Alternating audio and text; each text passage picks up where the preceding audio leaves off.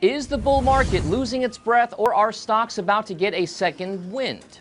Welcome to Trading Nation. I'm Dominic Chu. We got Jonathan Krinsky with MKM Partners, also Chad Morganlander. He's with Washington Crossing Advisors. Jonathan, we're going to start with you. This idea that perhaps there isn't that much participation, that only a handful of stocks in this market are really powering things, is it really true? We don't think so, Dom.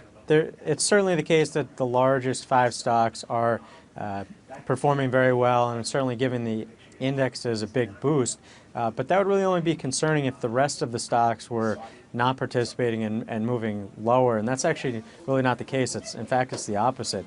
So if we look at something very broad-based like the Russell 3000, which is 98% of all U.S. equities, that index, aside from being in a pretty strong uptrend, when you look under the surface, there's about 73% of its components above their own 200-day moving averages. So we kind of use the 60% threshold as maybe the bull-bear level. If you go back to the last time we had a significant breadth divergence that did lead to a market correction, that was back in the summer of 2015, and we held under that 60% threshold for really almost 2 months before the market finally rolled over. So you compare that to where we're at now, we think breadth is still pretty good, but continue to watch that number of stocks above the 200-day, and if it rolls over below 60%, that's really where we would get worried. All right, so Jonathan, you bring up a great point here. We always focus on those top 5, 6, 7, 8, 9, 10 stocks, most of them technology within the S&P 500, as being the ones carrying a lot of the weight here, and of course they do, but it's not to say that other stocks aren't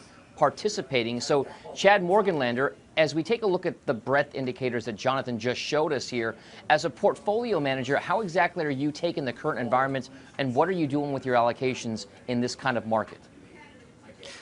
So, Dominic, it's all about time frames, and Jonathan is correct that the breadth has broadened, and that's based off of this bias that there's going to be a synchronized growth within the globe, as well as you're going to get fiscal stimulus from Washington.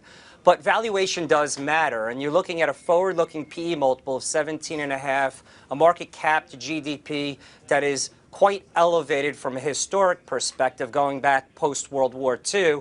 And you also have a couple of hurdles you have to get through. The Federal Reserve is becoming a bit more hawkish. The ECB is going to reposition. China credit growth as well. We don't really know what the fiscal stimulus plan is going to be. So I would be somewhat more cautious. I'm not saying we're bearish. We'd be balanced. And our expectation for the S&P 500, for example, over the next 12 months is roughly between 5 and 6% on a total return basis. All right, Jonathan, one quick question to you here. Is there any indicator, any kind of perhaps measure of the market or the economy overall that you've got your eyes closely focused on for the next few months to give you an idea of what could be down the line? You know, I think we're really keyed in on some of the quote-unquote Trump trades or cyclical sectors. We know they massively outperformed off of the November lows. So we're talking about some of the financials, industrials, materials.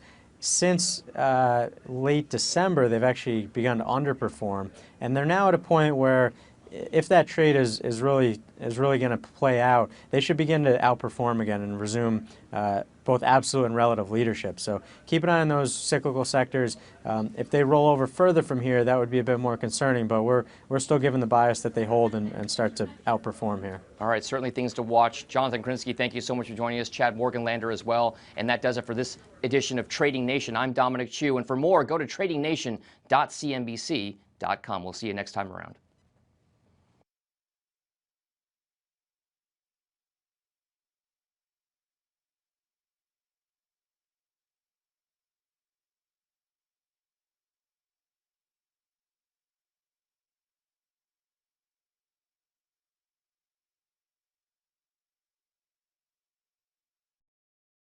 Hey there, thanks for checking out CNBC on YouTube. Be sure to subscribe to stay up to date on all of the day's biggest stories. You can also click on any of the videos around me to watch the latest from CNBC.